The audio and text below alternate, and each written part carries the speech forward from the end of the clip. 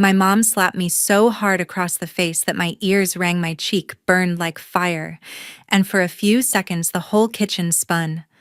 I staggered back, eyes watering, tasting blood where my tooth cut the inside of my lip. She'd never hit me like that before. Dad stood right there in the doorway. He didn't move to stop her, didn't say a word to her. Instead, he looked straight at me and said, cold as ice, "His future actually matters. Yours never did." I remember the silence after that. Heavy. Final. My little brother was somewhere behind them. I could feel his eyes on me, but I didn't look. I just grabbed my keys, my folder for the doctor's appointment, and walked out the front door without saying anything back. My face was still throbbing when I started the car. Name's Haley Porter, 27, female from the suburbs of Orlando, Florida.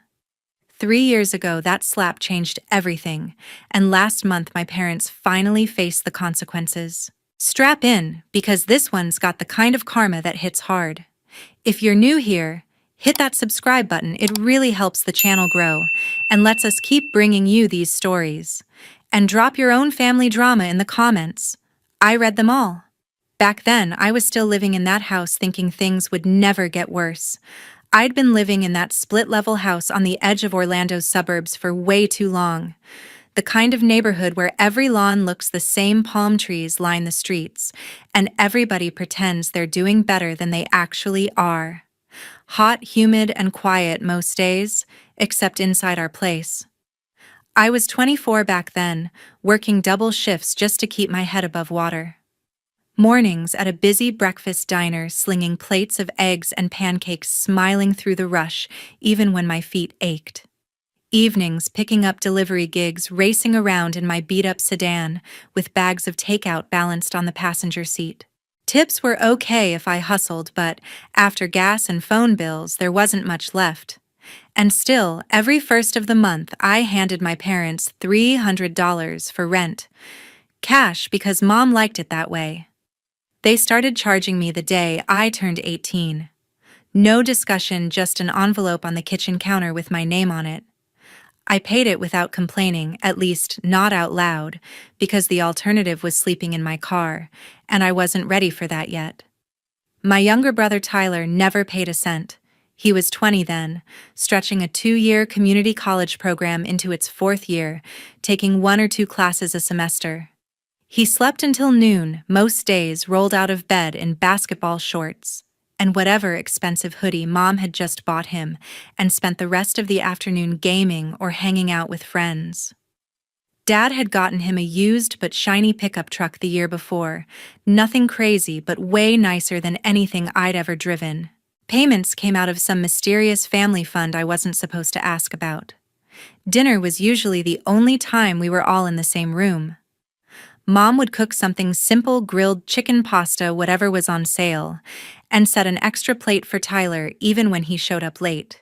He'd eat fast, phone in one hand, barely looking up. As soon as he was done, he'd push back from the table, mumble something about needing to study, and disappear upstairs. The dishes stayed right where he left them. That was my cue. I'd clear the table, scrape leftovers, load the dishwasher, wipe down the counters. Every single night. If I tried to leave it for morning, Mom would sigh loud enough for the whole house to hear and say I was being inconsiderate.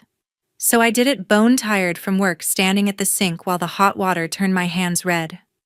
I felt invisible most of the time. They only seemed to notice me when something needed doing, grabbing groceries on my way home, fixing the Wi-Fi when it acted up, covering a bill they'd forgotten.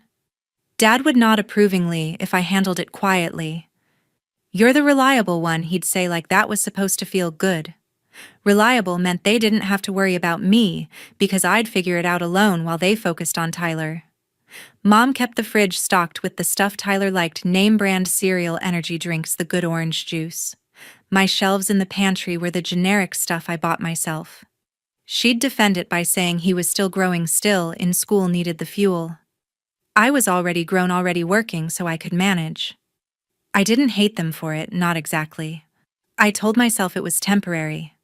Every extra dollar I scraped together went into a separate savings account they didn't know about.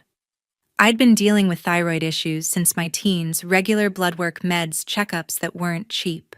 The doctors kept saying nursing would be a solid career for me, stable hours once I got certified, good benefits, something that could actually cover my medical stuff long term.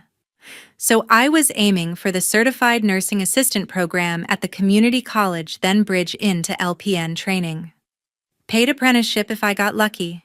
It felt far away, but it was mine. Most nights I'd get home after 10, kick off my shoes, and collapse on the bed in the smallest bedroom upstairs. The house would be dark except for the glow under Tyler's door controller lights flashing muffled explosions from whatever game he was on. I'd lie there listening to the AC hum and wonder how much longer I could keep this up. One night after a late shift, I walked in quietly and heard my parents talking in the living room. Their voices drifted through the open layout, low and comfortable, like they were discussing the weather. I stood just outside the glow of the living room lamp, bag still slung over my shoulder, not quite ready to interrupt. The AC clicked on, masking my footsteps as I edged closer. Mom was curled up on the couch with her laptop balanced on her knees, scrolling through something. Dad sat across from her in his recliner, beer in hand, flipping channels absent-mindedly. "We'll need to cover another $800 for Tyler's registration next month," Mom said, tone light but pointed. "The deadline's coming up, and he mentioned a couple of new fees for his online classes." Dad muted the TV. "Already we just paid the last batch. Thought that education account was supposed to handle the basics." "It is. But things add up. New textbooks, software subscription for his business course. He's really applying himself this semester. You should see how motivated he is." There was pride in her voice, the kind she saved for his smallest accomplishments. I pressed my back against the wall, pulse picking up. Education account. They'd used those exact words like it was real, set aside just for him. I remembered asking about college money when I was 18, right after graduation. Mom had shut it down fast. Said the house payments were tight. Dad's shop had slow months. No way we could swing loans or tuition. Dad backed her up, told me real life didn't wait for degrees, better to start earning right away. So I did. But here it was alive and breathing for Tyler's software subscription. For extras he probably didn't even need. Dad exhaled slowly. "Fine. Transfer it over tomorrow. Just keep him on track. He's got real potential if he sticks with it."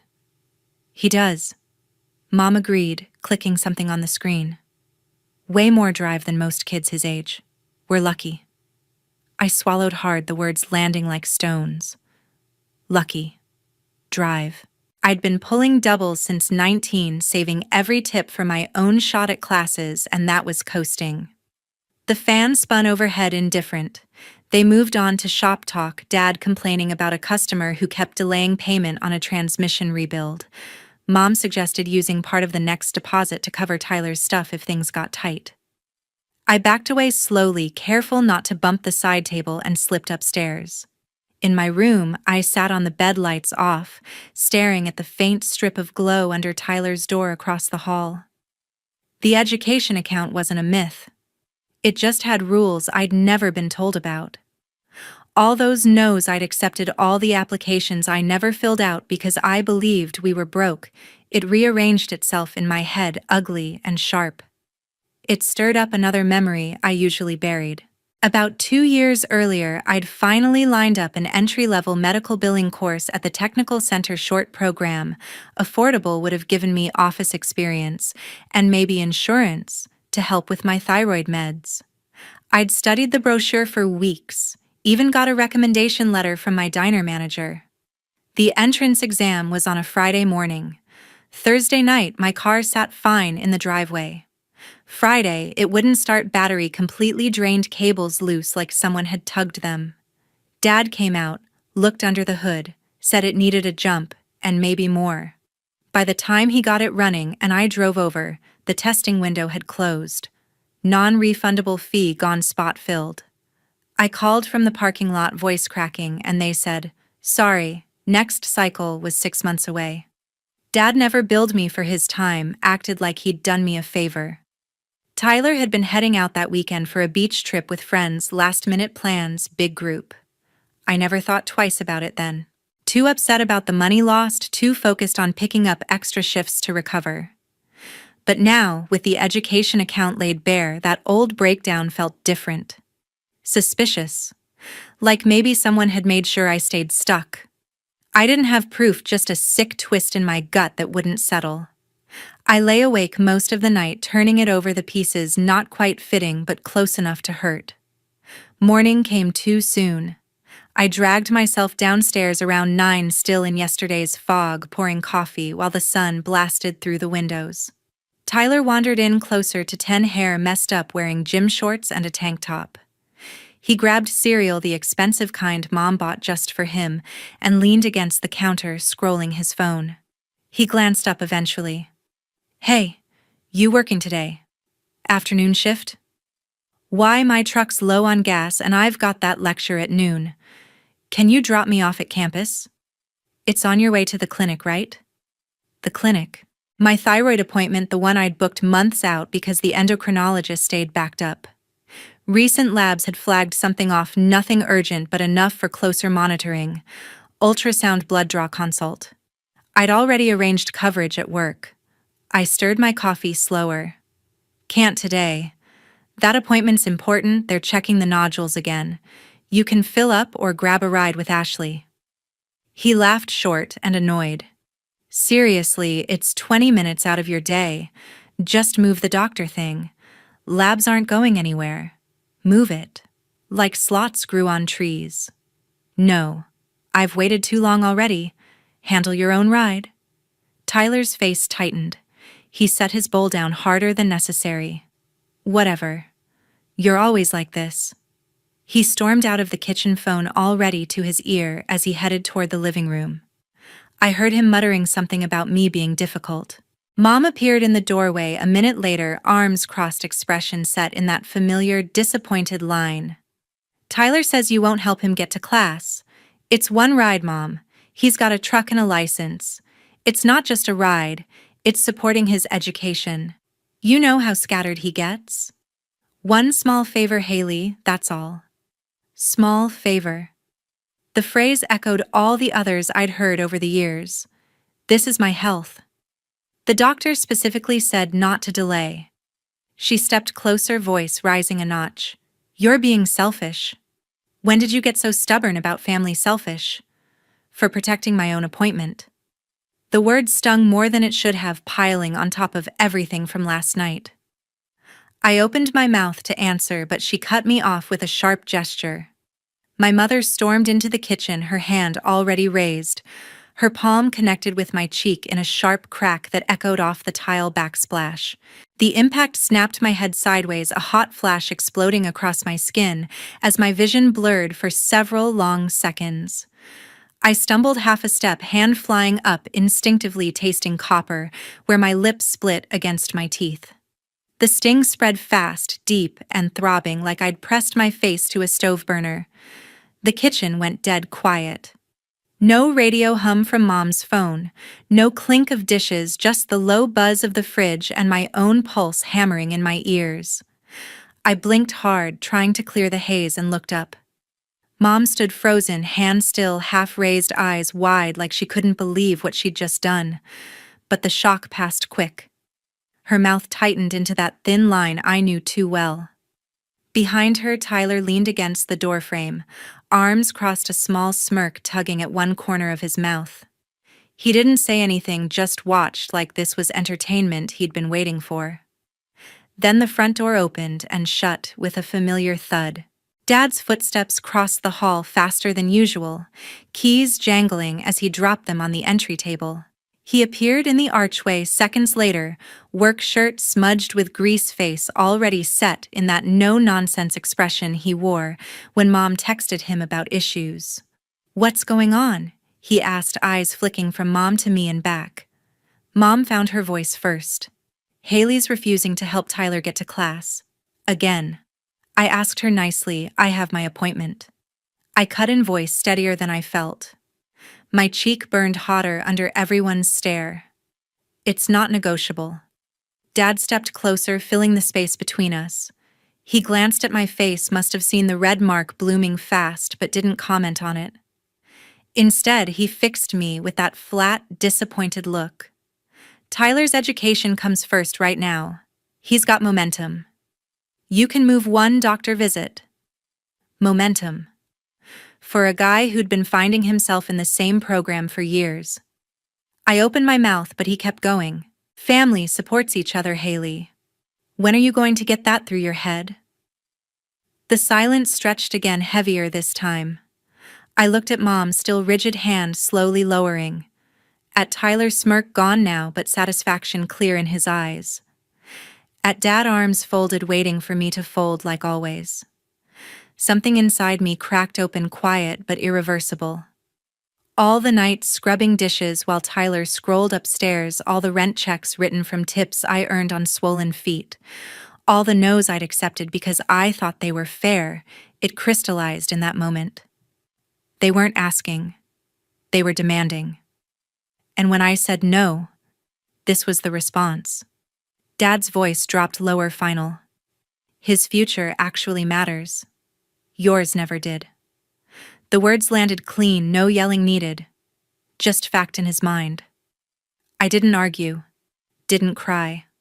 I just stared at him for a long beat, memorizing the complete lack of doubt on his face, then turned and walked to the counter where I'd left my bag.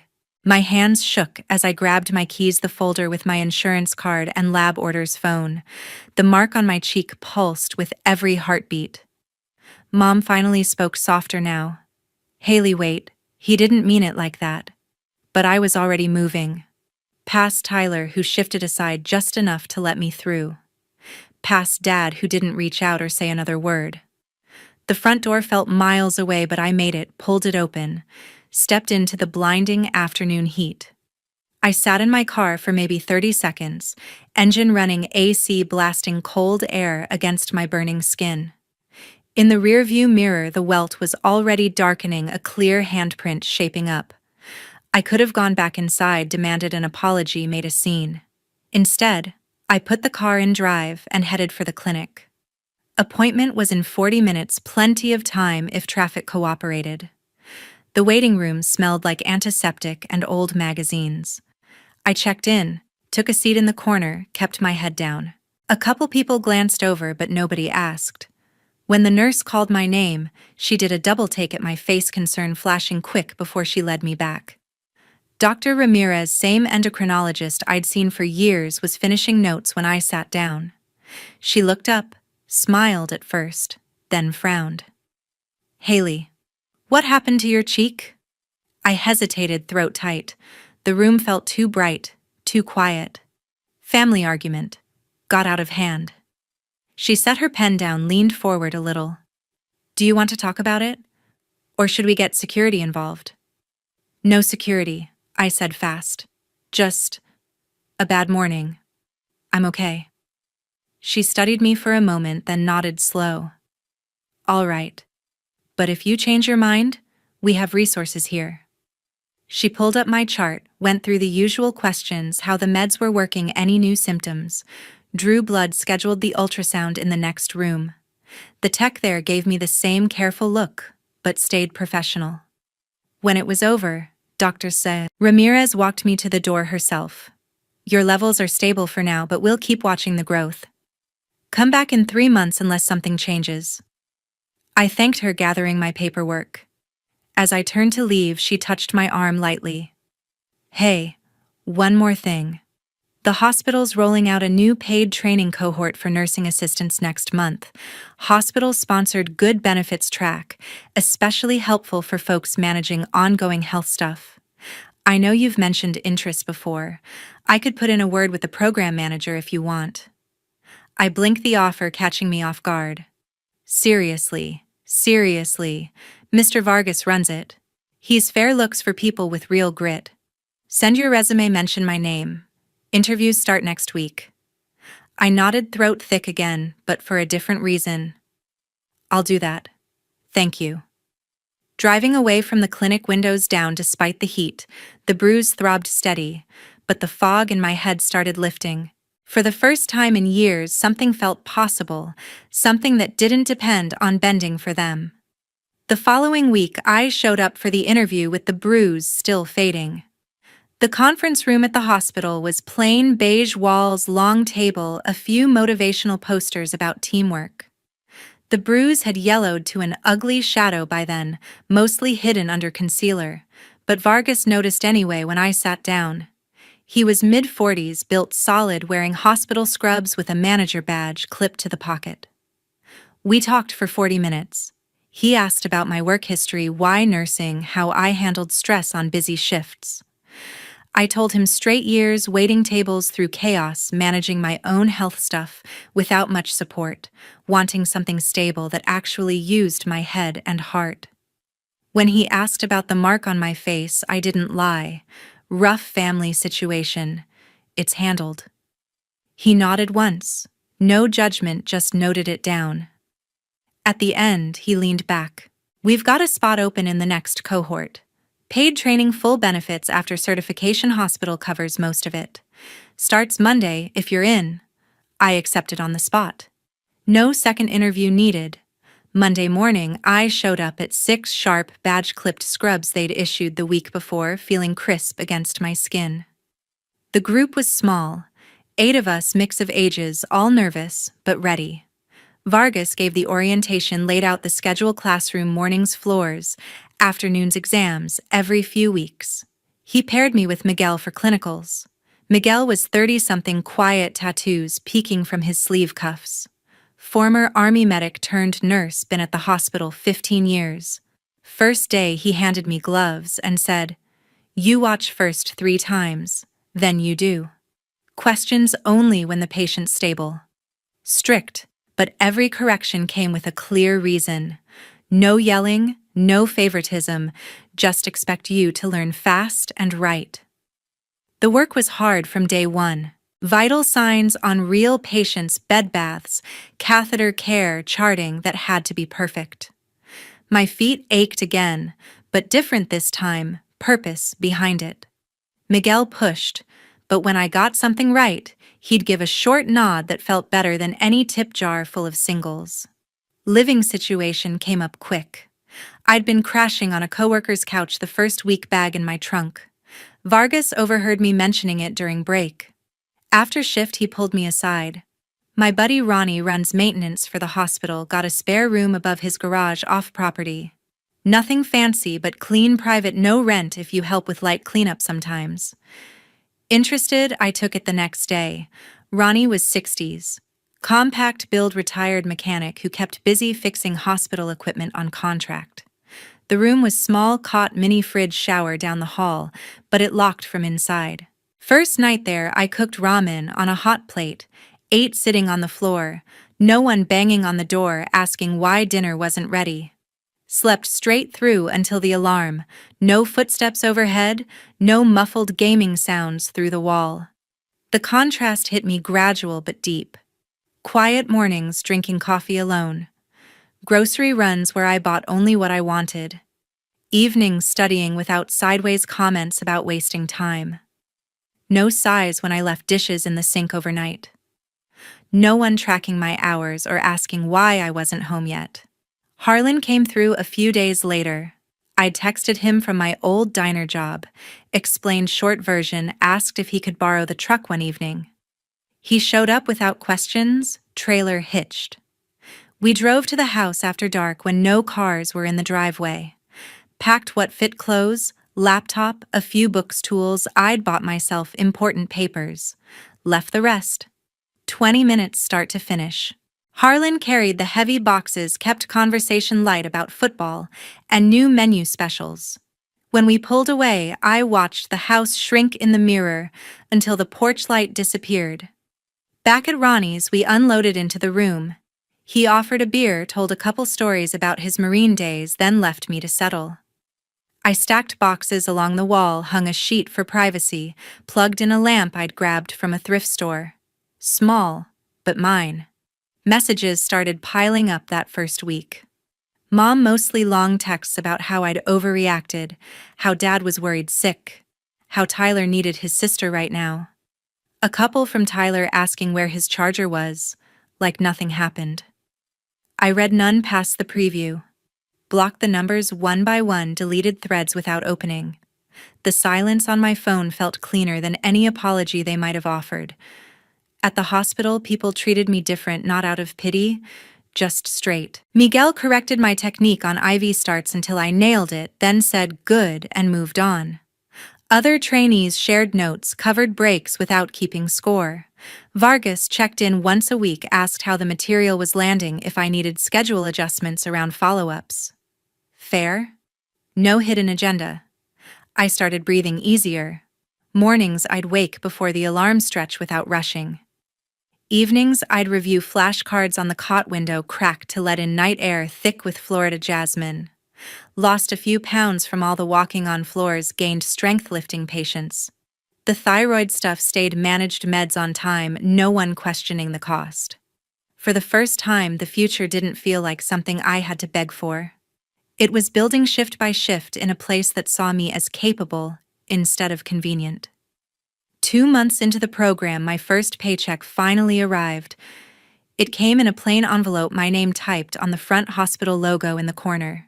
$812 after taxes and deductions. Not life-changing, but proof I was earning on my own terms. I folded the check carefully, slipped it into my wallet, and decided it was time to stop using the old joint account I'd shared with Mom since high school. Next day off, I walked into a branch downtown, filled out the new account forms, handed over ID and the pay stub. The teller was friendly, chatted about the weather while typing. Then her smile faded. She excused herself, came back with a manager who asked me to sit in a side office. We ran the standard check, he said, voice low. There are some flags on your credit file, negative marks, high balances. We can't open anything today. You'll want to pull your full report and dispute if needed. I thanked him, walked out numb. Negative marks, I'd never owned a credit card, never taken a loan. My only debt was a small medical bill I'd paid off last year. Back at Ronnie's, I used his ancient desktop to request free reports from all 3 bureaus. They arrived by mail a week later, thick packets I spread across the cot like evidence. The numbers stared back, cold. $42,000 total spread across 5 cards and 2 personal loans, all opened in my name, starting 7 years earlier. Oldest one dated to when I was 20, right around the time I started full-time shifts. I went line by line. Gaming console bundles shipped to our home address. High-end sneakers in Tyler's size. Tools and auto parts billed to Dad's shop suppliers. Tuition payments to the community college, amounts matching what I'd overheard them discussing. Monthly minimums paid just enough to keep accounts open. Interest piling up slow and steady. Every purchase traced back to them. My name on the application's forged signatures I recognized as Mom's careful cursive. They'd built a secret credit line on my future while telling me we couldn't afford basics. I sat there until the room grew dark, reports crumpled in my fists. Anger mixed with something sicker, betrayal that ran deeper than the slap. This wasn't a moment of lost control. This was years of planning. A coworker mentioned legal aid clinics downtown, free help for exactly this kind of mess. I made an appointment, showed up with the stack printed and highlighted. Elena Carter met me in a small office stacked with files. Late 40s, sharp eyes, voice calm but direct. She spread the reports on her desk, scanned quick, then looked up. Classic family identity theft.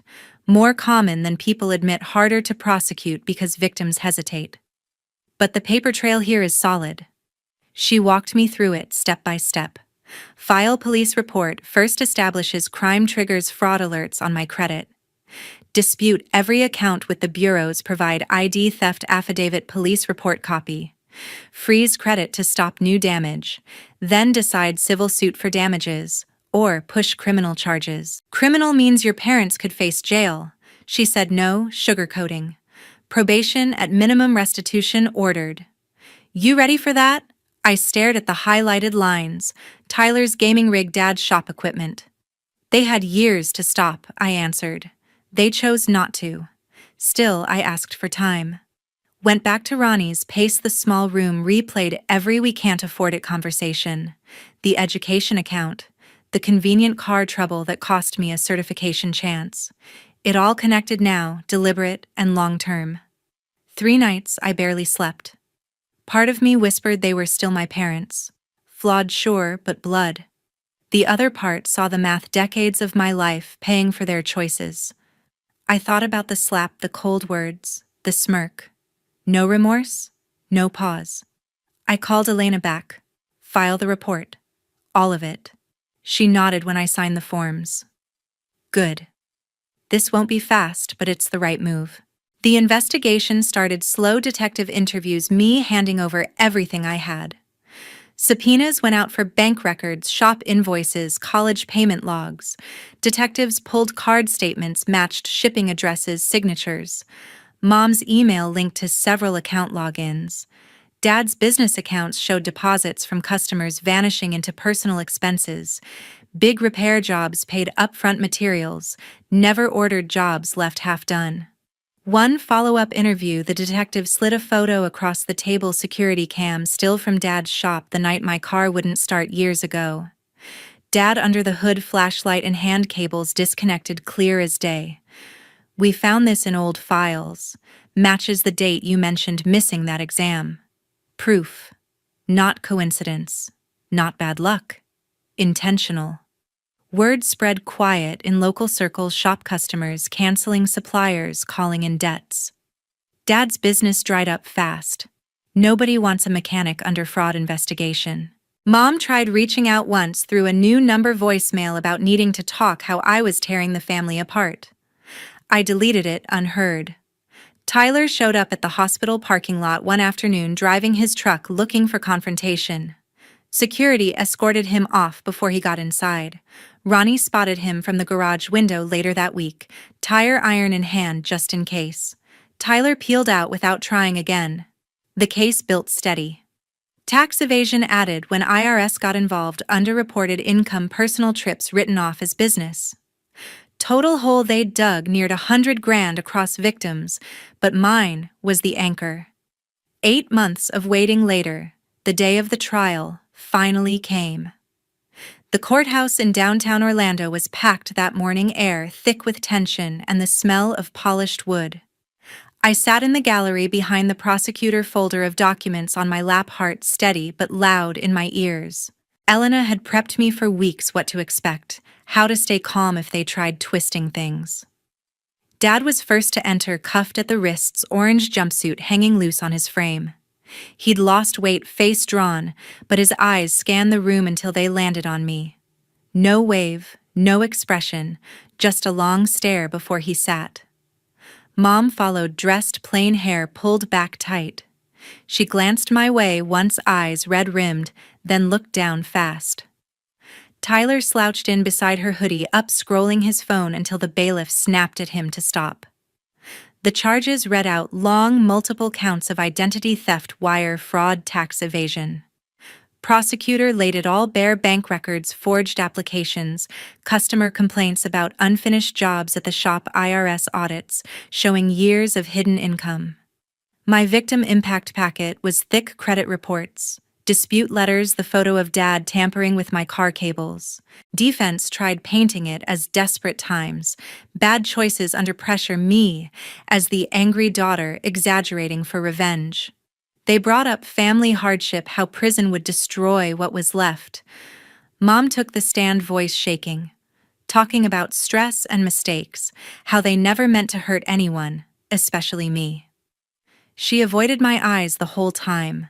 Dad's turn was shorter. He admitted parts said he got in over his head, keeping the business afloat. Used my info because it was easy, thought he'd pay it back someday.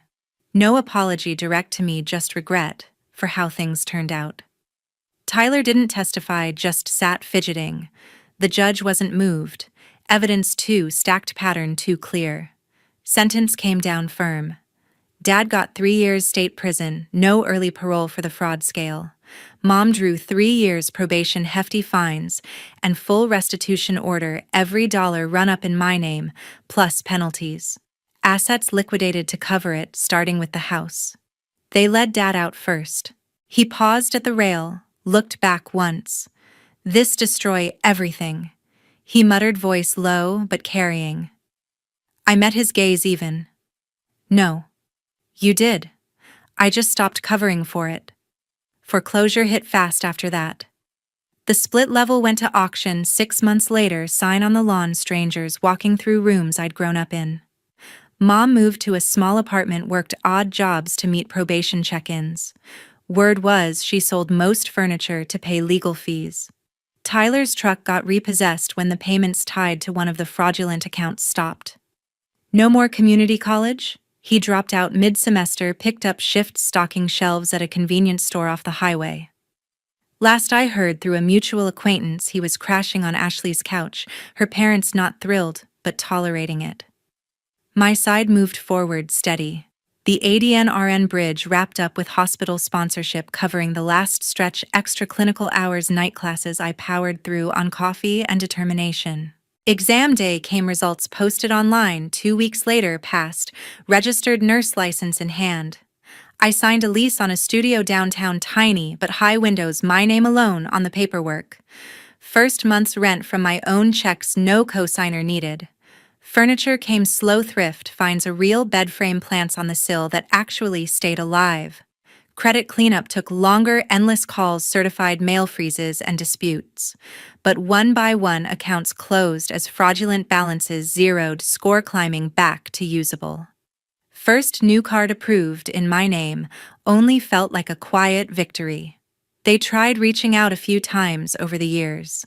A letter from Mom, once handwritten, full of regret, that never quite said sorry for the right things. Emails from Tyler asking for help with a bill, like old habits. Even a call from Dad after his release, voice rough, wanting to clear the air. I let them go to voicemail, deleted without listening. Blocked new numbers as they came. Some bridges aren't meant to be rebuilt. 3 years on, I'm pulling 12-hour shifts in the ER, some weeks steady pay, benefits covering my thyroid follow-ups without stress. Colleagues who know my story only from bits I share, respect the boundaries, celebrate the wins. Ronnie still checks in. Harlan sends texts about diner specials. Miguel grabbed beers after my pinning ceremony, grunted. "Not bad," with a rare grin. I drive a used hatchback, now paid off, reliable, no strings. Evenings I cook what I want, watch whatever, sleep deep in a space that's truly mine. Looking back, that day in court wasn't revenge. It was consequence finally catching up. And walking away that morning after the slap wasn't running, it was choosing myself. Walking away from toxic family isn't betrayal, it's survival. Some doors need to stay closed forever.